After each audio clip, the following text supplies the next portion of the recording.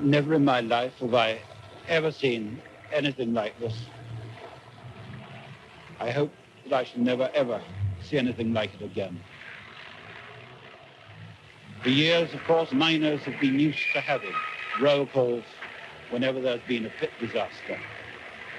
Today, for the first time in history, the roll call was for the miners' children.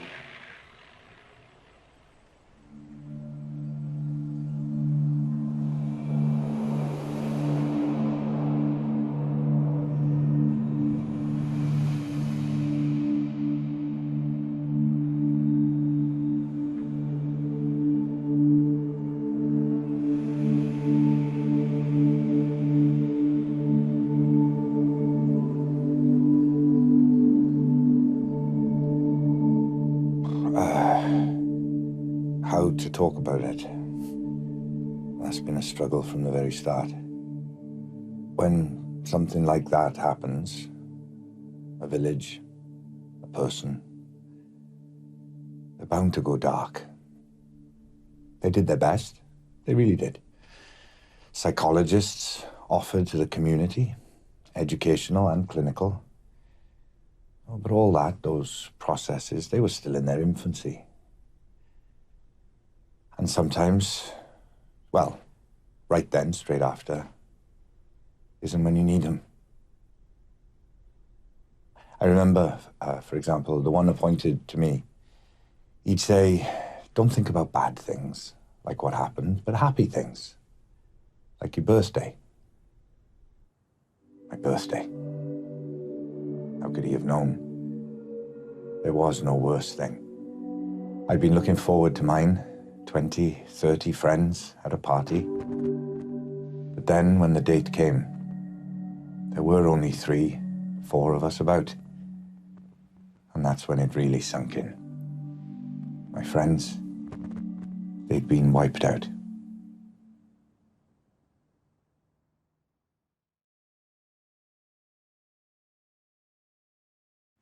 The journeys will be starting soon. You can't see them down here in the street, but once they're up and running, there's sounds all through the village. Last thing I hear before going to sleep, and first thing too, just after I wake. Or when we're playing down the river, or in school, on a break, rumble they do, and clang, metal wheels on metal tracks.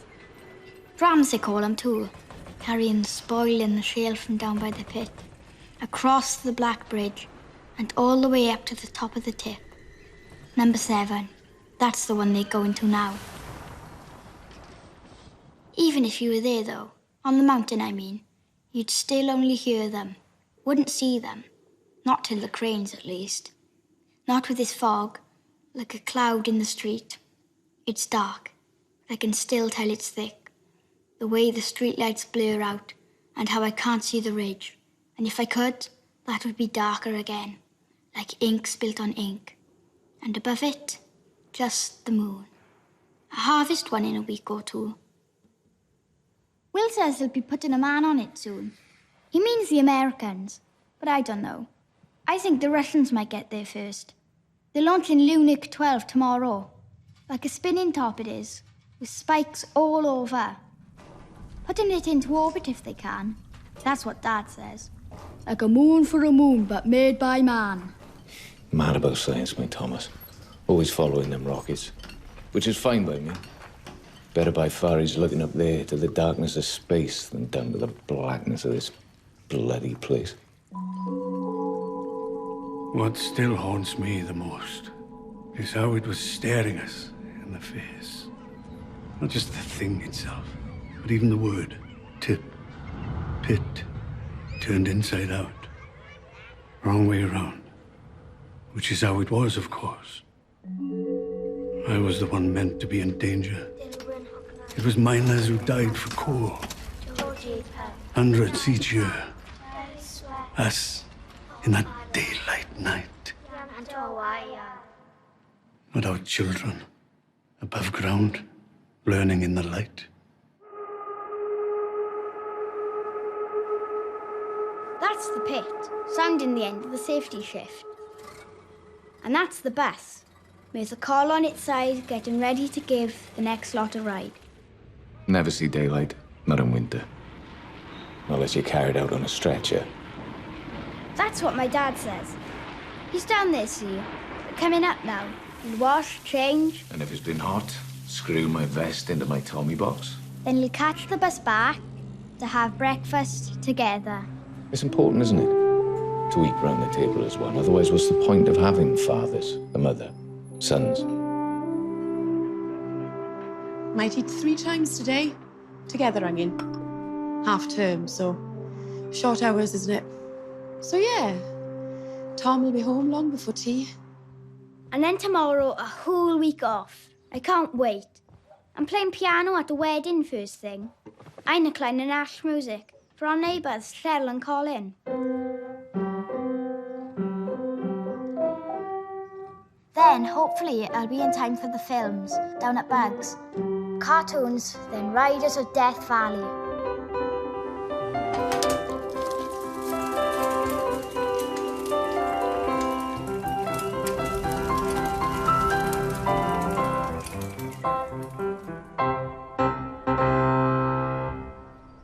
Wasn't always like this, of course.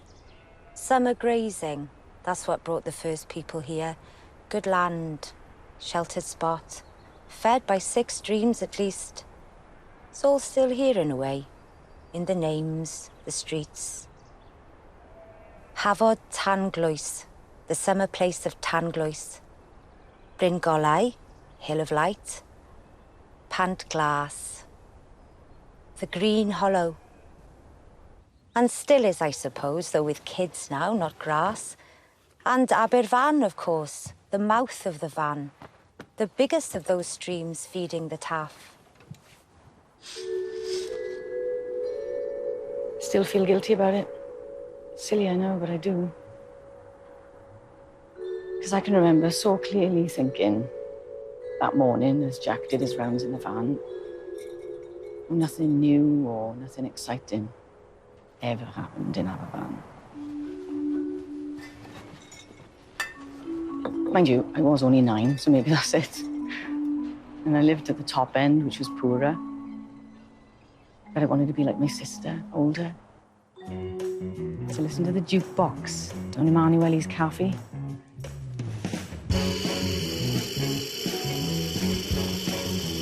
The boys from Bidlinog straight backed on their motorbikes, winking through the window to take me away. I wanted something to change. For life to go faster for me and the village. And now I just wish that I'd somehow slowed time. Stopped it even. And with it, that slippage. Barbara! You out to the bathroom yet? Get in there, Anne, if she is. Half an hour to get yourself set. Last day of school today, then half term. If it's fine tomorrow, I may go help on the farm, or play up the mountain, or tag, or hide and seek up the old canal bank. But that's tomorrow. Should think of today. That's what Mum would say. Still a morning of school. Maths, English, then break. Might do some skipping if Beth brings her rope. That's Jack the Milk going door to door. He's already been out for an hour, maybe more. We usually pass him on our way up to school, still delivering all down my road with Bryn Taff and Aberfan vow still to go. Like the valley's still asleep when the mist's down the steep. But it isn't. Never really quiet, this village. One shift coming up, another going down. Generations down that pit. Not my boys, though. I'm working down there so they won't.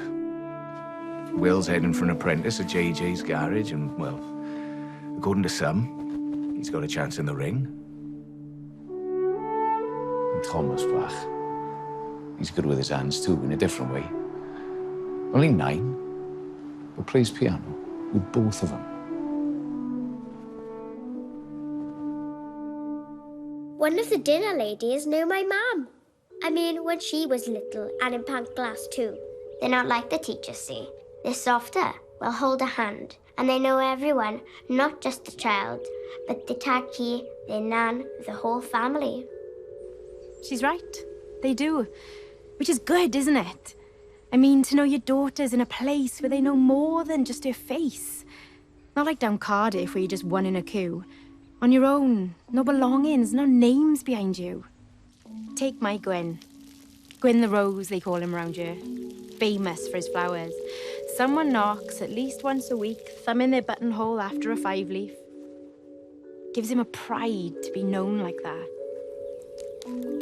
Had an accident, see, down the pit. Works in Hoover's now. He's had his fair share, fair play. So those roses, well, they add to him, didn't they? I stopped growing them after. At least, let them go wild. Stopped cutting them back. Didn't seem right. And flowers, well, they changed for me too. Whenever I saw them, in a window, a vase, I'd see the cemetery slope again. Like a quilt. Spread. A quilt of flowers for our village dead. And you getting dressed up there. Never mind half day, you know the rules. School's still school. She's a dreamer, that one. Youngest of 6 and youngest by far. Gets them yearning too soon. I mean, when their brothers and sisters are all in their teens. But I say to her, Anne, you cherish these days. Because believe me, Cariad, one blink and the world will make you old in 100 ways. One blink, and the world will make you old. In 100 ways.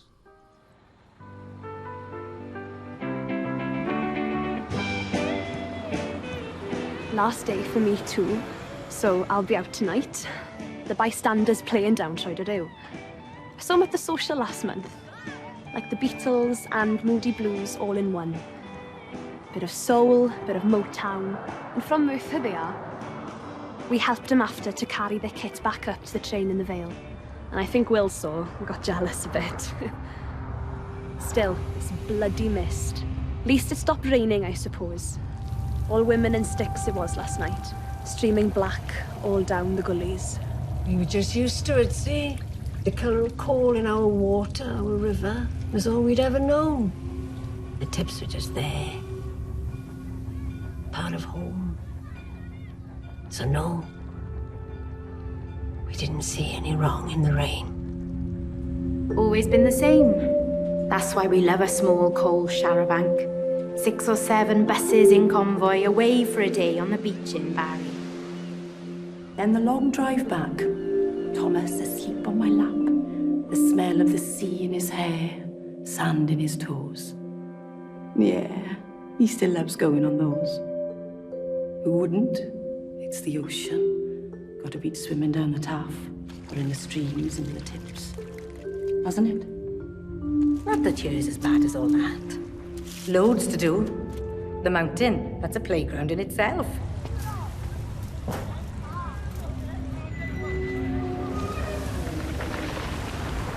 Anne goes up there for hide and seek.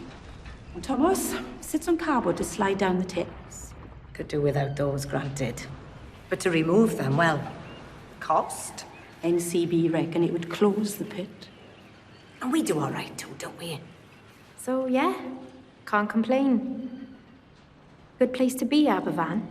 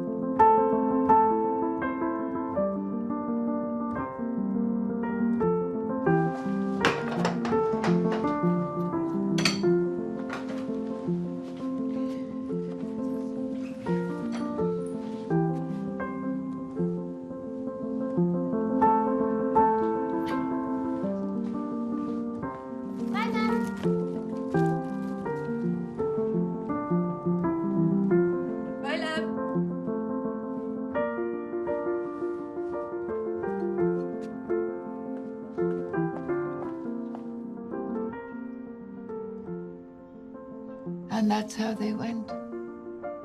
Out 100 doors for their last days.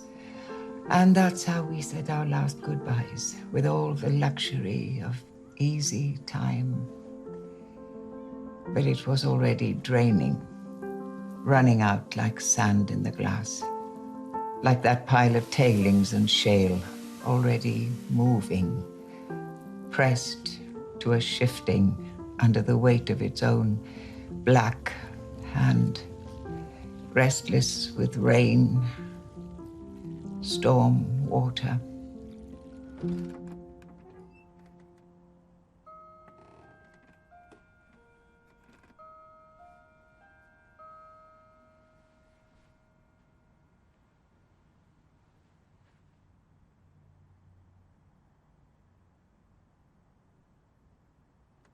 And under it, on their way to school, my son. My daughter. Why? Love.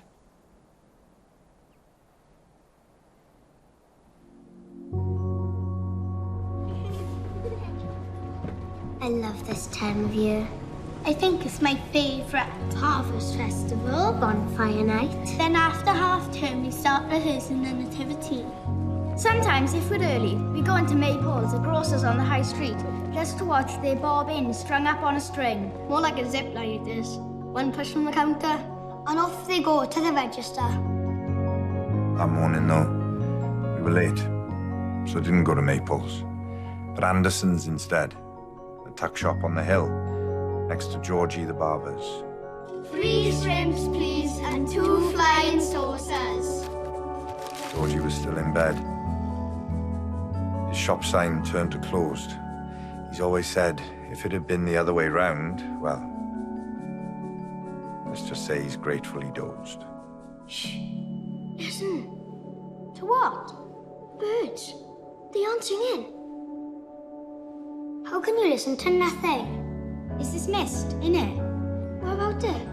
Can't see, can they? So don't know it's day. It was true. The mist was still lying heavy. So as we walked up to school, just a few steps apart, we'd lose sight of each other. If only I'd have known, I'd have made sure to stay closer. Do you think Mrs. Jennings will still make us go out, even if at break it's still like this? You know her rules outside whatever the weather. What should we play if she does? Hopscotch, tag, stuck in the mud. LONDON spells London. Or Dicky 5 Stones. Or Ginger Ginger, maybe later.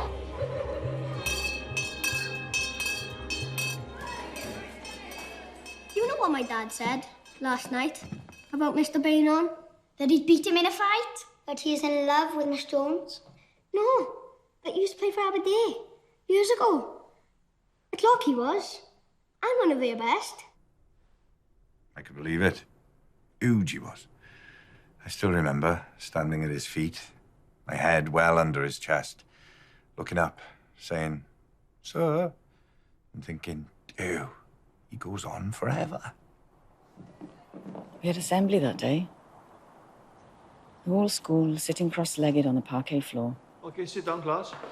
The whole school, ages 5 to 10, singing all things bright and beautiful. All things bright and beautiful, all creatures great and small, all things wise and wonderful, the Lord God made them all. No. There is a green hill far away. That's what we sang, I think. Can't be sure.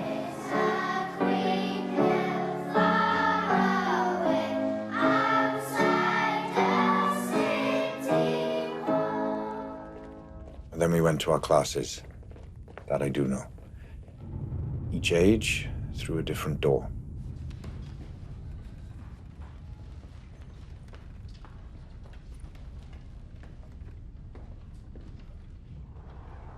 I sat by the window, I remember that. Mr. Bainon up front, right in the date.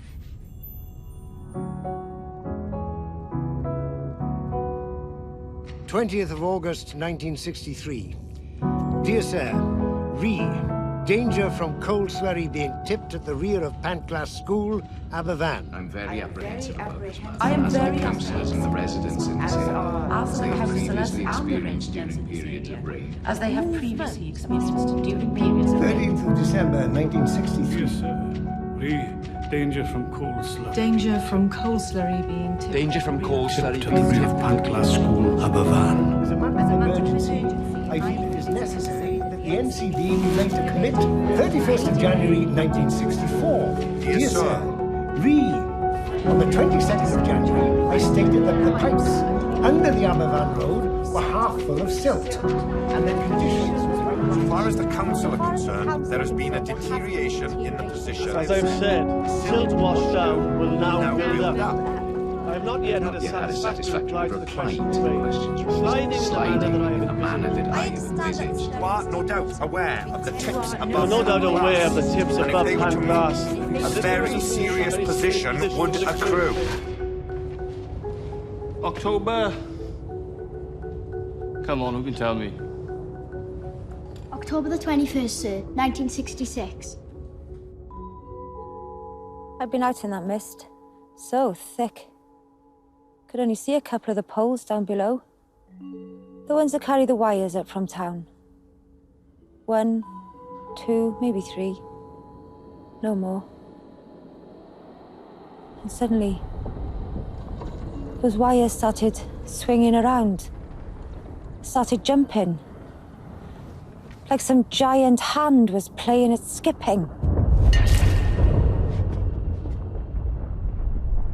Sir, Yes? is that thunder? Maybe, Anne.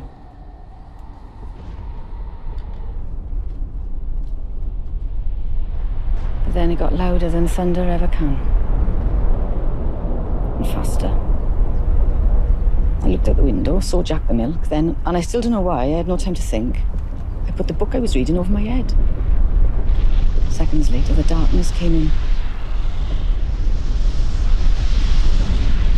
As if all the eyes in all the world had chosen them to blink.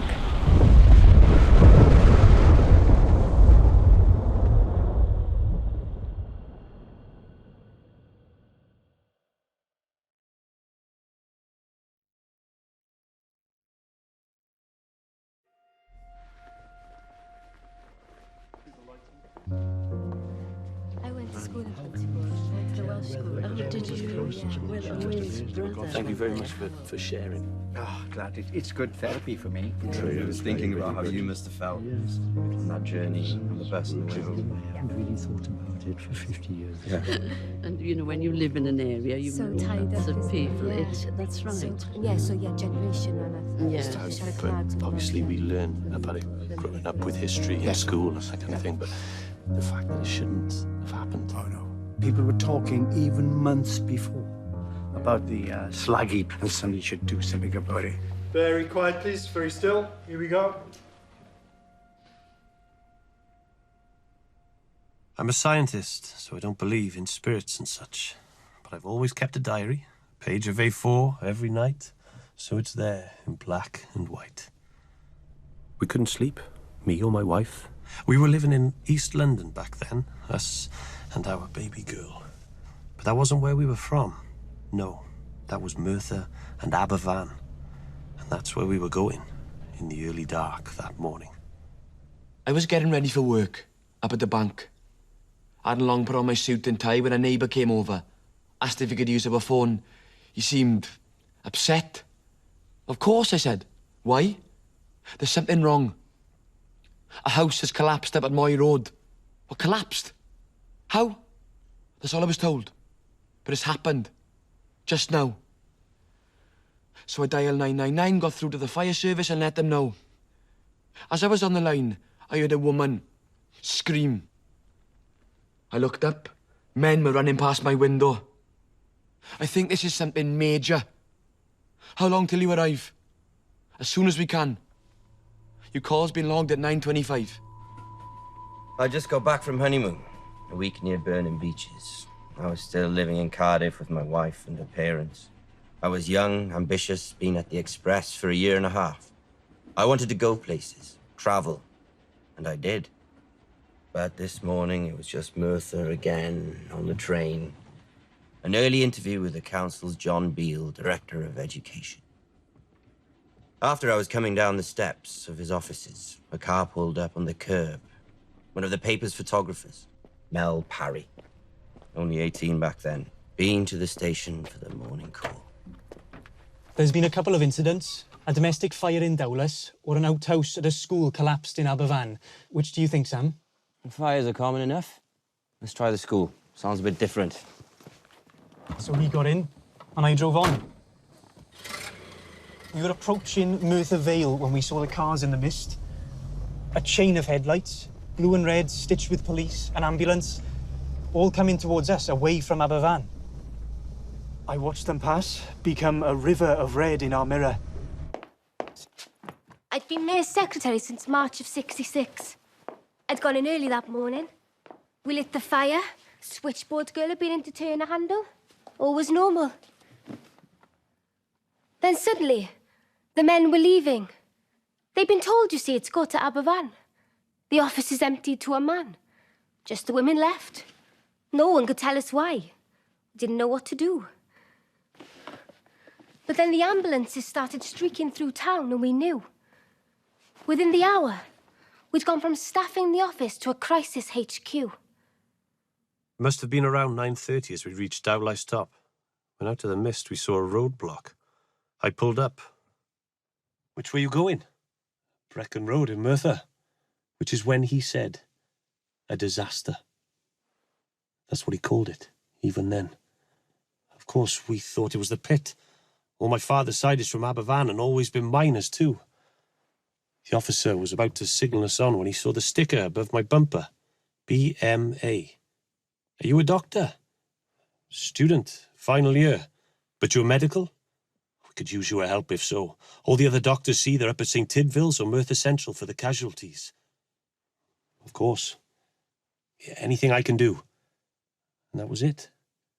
They waved us through. I followed the crowd running down my street. Turned at the mark and couldn't believe it. Were they making a film or so, like, I think? The apex of the roofs, you see, they were all, well, sitting on rubble. Everything else had gone.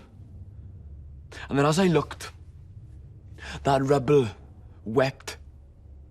The Cardiff to Merthyr main burst by the slipping tip. Just kept coming. Turning windows to waterfall. But thick and black. Not like water at all.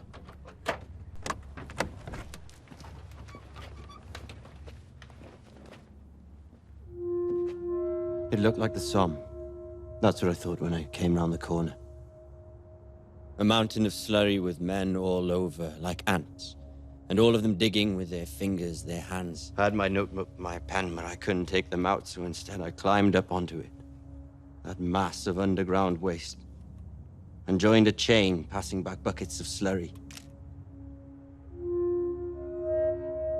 It was only after a while I noticed.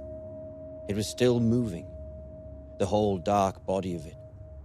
A slow buckle and seep like a small coal muscle, hard but supple flexing under our feet. More people were coming all the time, with shovels, picks, spades. I saw firemen further up, pulling out a man in pajamas. In one of the classrooms, a dram was stuck. That's what someone said. And animals too from the farm on the hill, sheep, a cow, all dead.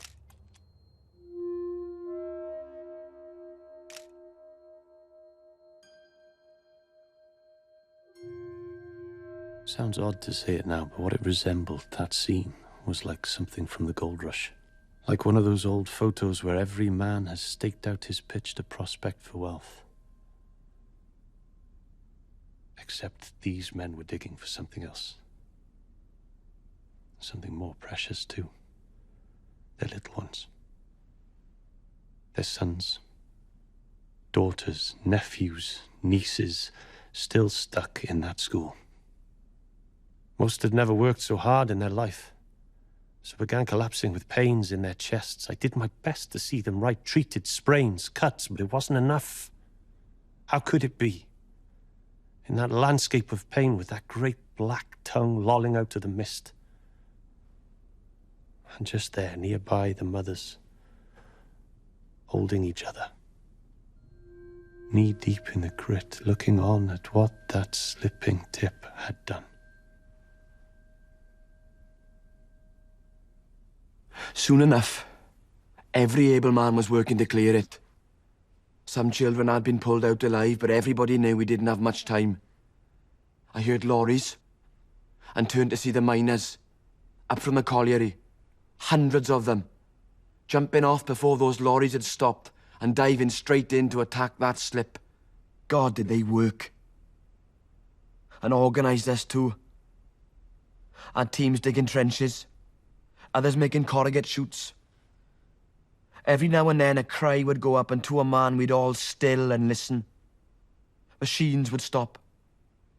Breaths were held until the source of the sound was found. And then the fury of digging again. Until around 11,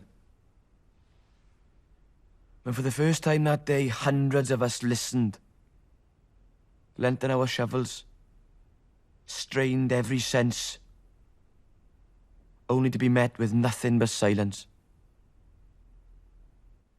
At around 11, we assembled in the chamber to be informed of the plans. We're setting up more trees, they said, wherever we can. We were stunned, numb, but of course had to carry on. There was so much to be done. I'd taken over with a shovel when a young man came over. Went to a classroom, he said. You better come through just in case. So I passed my tool to another and followed him into the ruins of that place. For years, I've had dreams because of what I saw. The classroom. It was like it had been shaken. Desks, chairs, a boulder, a clock angled where it fell. And there, up against the wall, no higher than your waist, 20 children.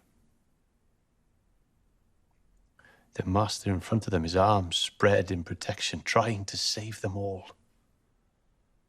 He was a big man.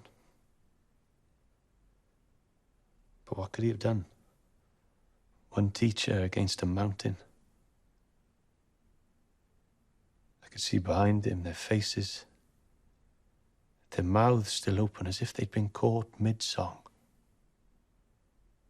Except you could tell it wasn't a song those mouths had been making, all crammed as they were with the same black note of shale, slurry and grit. And their eyes as well. I've never seen a thing so wrong. There was nothing to be done.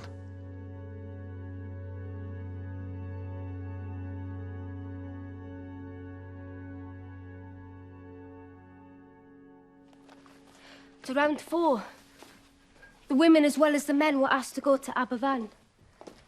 Once there, we gathered in a hall and saw what would happen.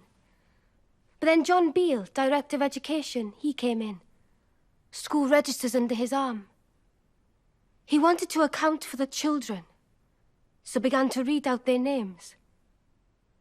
But their sound on the air, what it conjured, was too much for him. He broke down. And anyway, nobody knew who had survived and who had not. So each of the women was given a street and told to go down it from door to door, asking each family a single question against the grain of natural law. I was 22. Each time I knocked, I prayed the answer would be yes, he's here. Or yes, she's asleep upstairs. But of course, all too often it wasn't.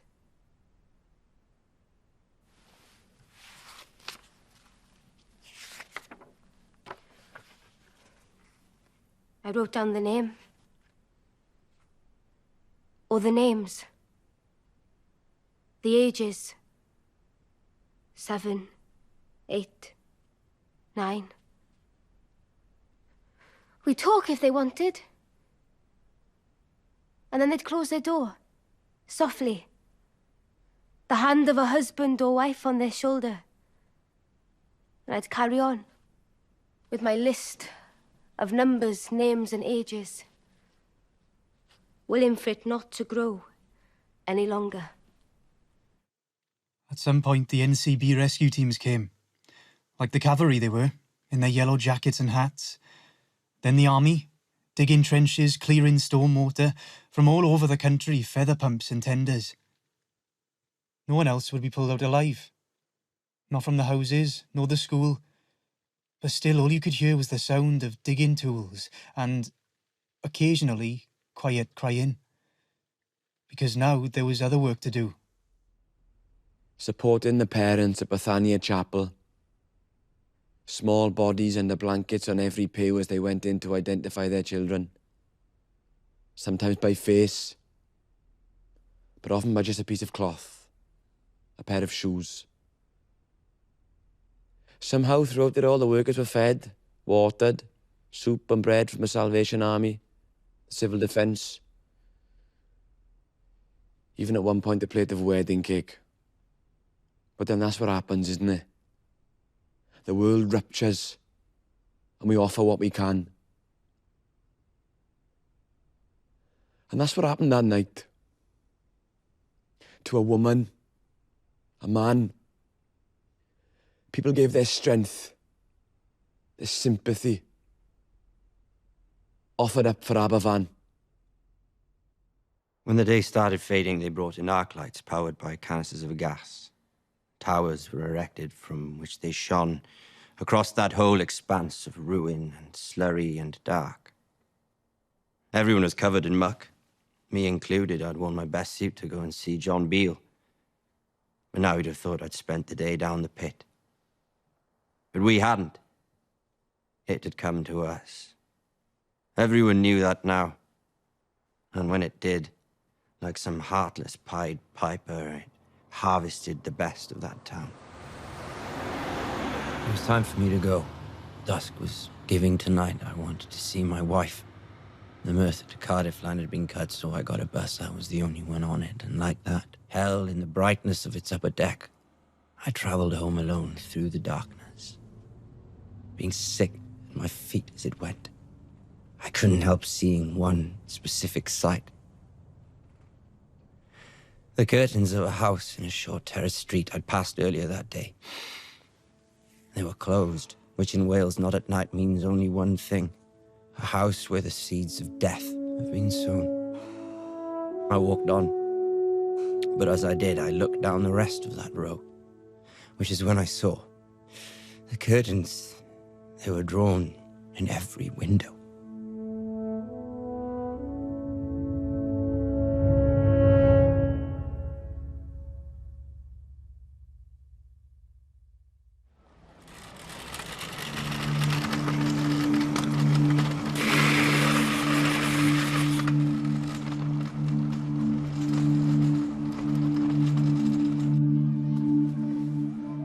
It's amazing our school.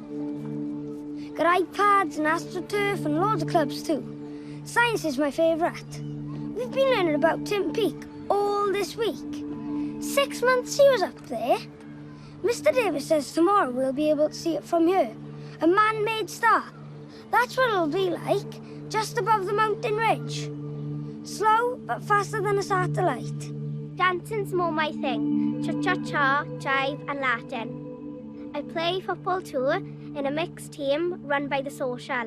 Unless it's tipping, then I'll stay inside and listen to One Direction.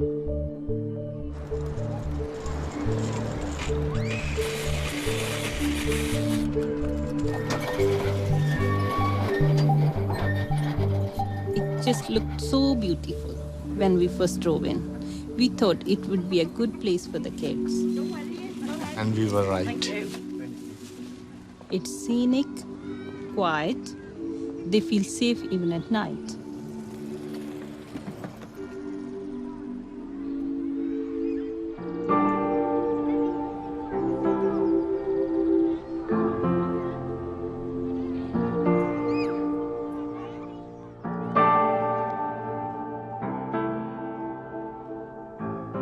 didn't go to school for about a year after. None of us did who'd survived. They put some caravans down at the site where the Welsh school is now. Back then, it was a tip, coal and slag at the sides. Toys had been donated, books for us to read. We could stay, leave, come and go as we pleased. I didn't live at home either for a while. I went to live with an older sister. In the streets, see, every child except me was dead. So I was difficult for the other parents to see. They took all the roses. That's what one woman said to me. And left us the thorns.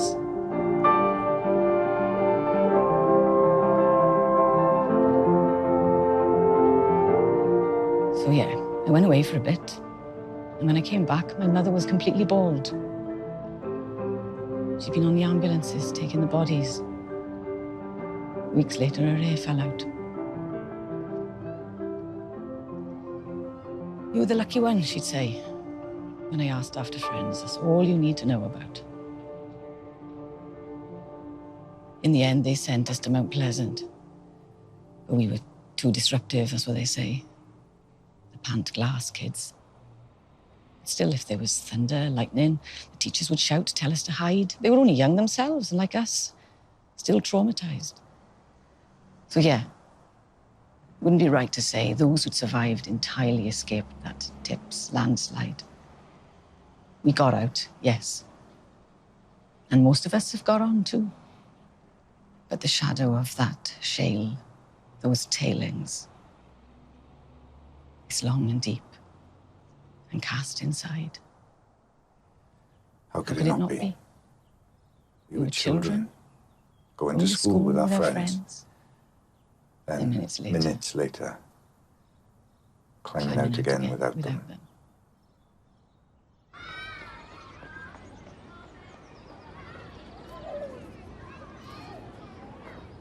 Aberfan is known, isn't it? Anywhere you go, you say the name and people are like, oh, nodding, thinking of the disaster. But that's not the whole story. I mean, if it was, they must think we're a miserable place. Sitting round crying, long in the face. But that's not true. Take the Young Wives Club. No, it grew from what happened, but it grew beyond it too. Buses to London, theatre trips. I reckon that's mostly what they do. Might sound strange, but it's true. And partly why the group was formed. We felt guilty, see, whether your child had survived or died, to be seen laughing in the street or having fun. But we were human and hurting terribly, all of us. Which is why it was so vital to have somewhere we could go to laugh, cry, have a recital, or just talk. Get on a bus to go out together to forget and remember. Coming together for 50 years or so, and for many of us, all carrying that same green hollow.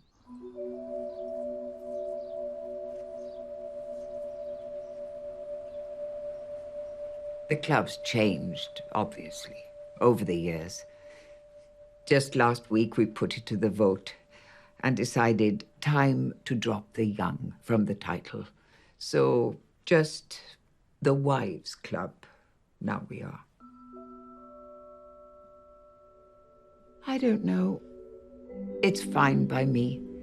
If what we were, what we've known, starts becoming history.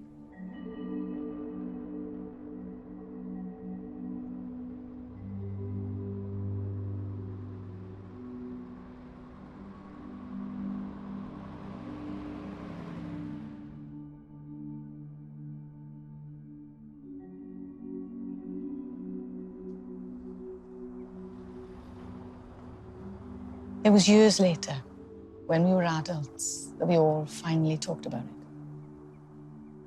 We got in touch, said, right, let's do this. Asked each other questions, shared our stories, and got really drunk as we did, as if it was the only way we could let everything out. And since then, I'd say it's been better. All of us still carry the scars, of course. And I couldn't help notice that none of us, when we met, had held down relationships. Either never married or had, then got divorced. We'd mostly been successful, though. A barrister, a writer, an accountant, a mayor.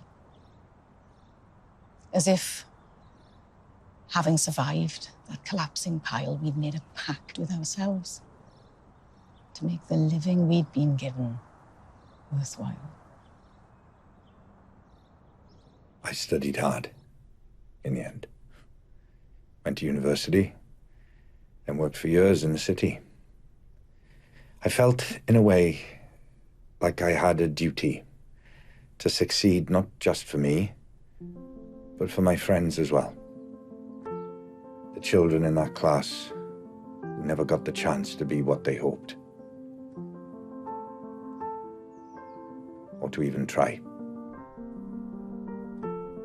So yeah, I think that's why.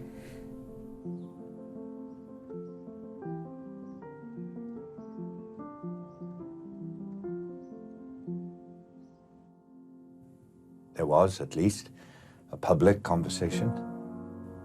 The funerals first, of course. A kind of communal speech of grief. The grave, like a trench.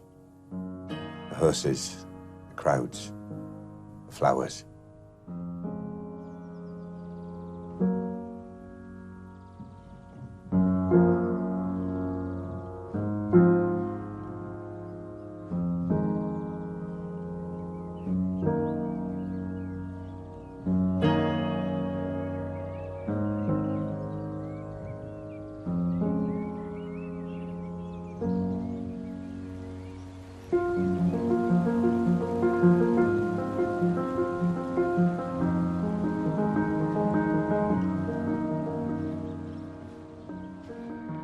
We had to heal. I say we have. Whole place is greening back up.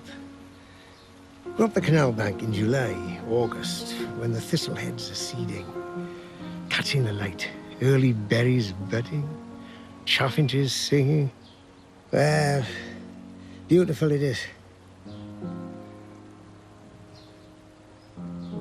I've always tried to do my bit. Set up a scheme for apprenticeships, that kind of thing. Can't see why. Because I was there, perhaps.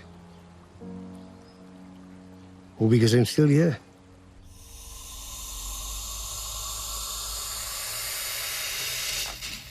Don't get me wrong. It's not like there hasn't been anger. Of course there has. Still is. I remember on the Monday after, when it first made itself known, when our silent grief became heard. It was at an inquest at Zion Chapel into the deaths of 30 children. The coroner, he was reading out the causes. Asphyxia, multiple injuries. When from out the crowd, a father stood. No, sir. Buried alive by the National Coal Board. That's what I want on the official record. The coroner, Mr. Hamilton, paused. And in the silence, a woman cried out, "They have killed our children!"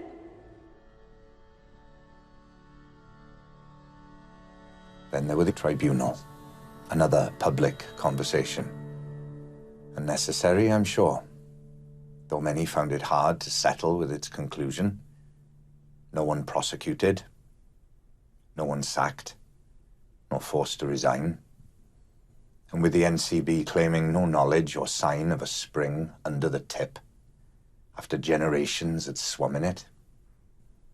Corporate manslaughter. That's what it amounted to. Not wickedness, but ignorance, ineptitude, and a failure of communication. That's what the final report claimed. And that the NCB carried the blame for a lack of regulation.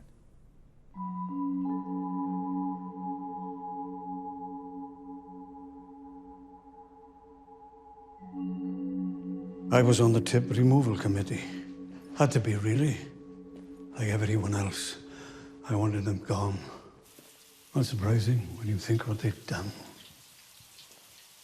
But after the tribunal, they were inspected. And the NCB declared them safe. No reason to go, that's what they said. Well, we wouldn't take no, because that wasn't the point, was it? Safe or not, and we did that before.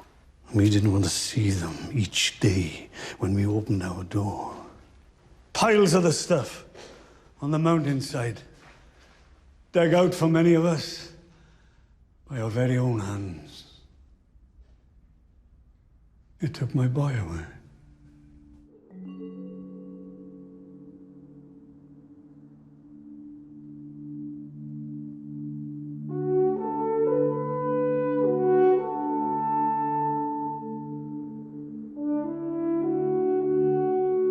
That was reason enough for me. But eventually they went. Which was when we were left asking, what next? Removing those tips, it brought us together. And in a way, no denying, it helped. And we didn't want that helping to end. So we had a meeting, and someone said, why not a choir? And I will sing with the understanding also. Hallelujah, hallelujah, hallelujah. The choir's changed, of course. Lots of new men. But the spirit hasn't. It's still the same. We're still here and still singing. For my heart would break if you should wait, see me go. I won't lie. Went off the rails for a bit. Lots of us did. Not just the kids. Hardly a surprise. I mean, we've had our own daughter since, so I know. Is there anything more alive than a 8, 9-year-old child? No. So, imagine losing all that life at once, all that talk and song and dance and fight. Enough to put any place out for the count. But we got back up, didn't we? That's for sure. As a village and on our own. Me, I took up at JJ's, became a mechanic. Married Barbara too. I don't know, we'd always fancied each other. Even though my brother died while her sister survived, we both still lost in a way. Maybe that drew us closer. I like to think so. I still think of my brother every day. What type of man he'd have been if he'd had kids in their faces. How much of him or me we'd have seen. But you got to move on, haven't you? But you've got to move on, haven't you? But you've got to move on, haven't you? But you've got to move on, haven't you? But you've got to move on, haven't you? But you gotta move on, haven't you? But you got to move on, haven't you? But you got to move on, haven't you?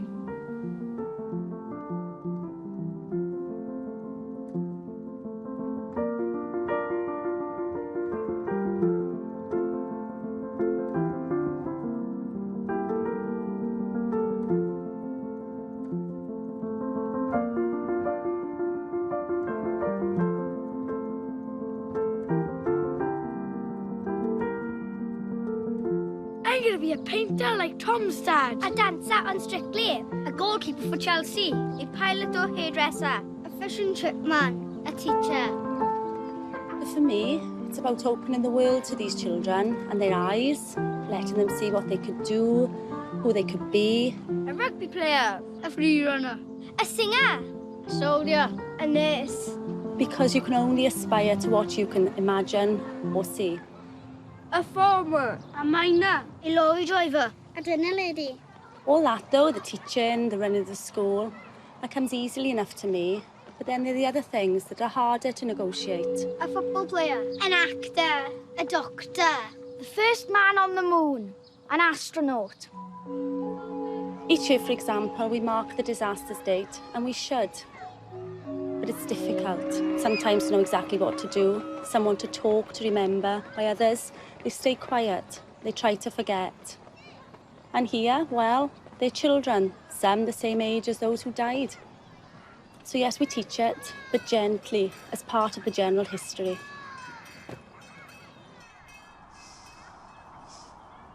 The way I see it more and more is that we're all carbon, aren't we? At least that's what Tom keeps telling me. And what happened here, it was the most terrible weight. The worst you can imagine. A weight on lives, families, community, the town. But what happens to carbon under pressure? If you keep pressing down? Well, at first, you get coal. A darkness that burns. But keep pressing long and hard enough, and some of that coal turns diamond. And some of that darkness, light. Now, I'm not saying we're all diamonds here, of course I'm not. But I do think that when so many have felt the same pressure at exactly the same time, then sometimes, in places, we're pushed through till we shine. An unexpected brightness, made both of that darkness and that sharing of weight. Its source buried under years, but there, deeply rooted in our memories.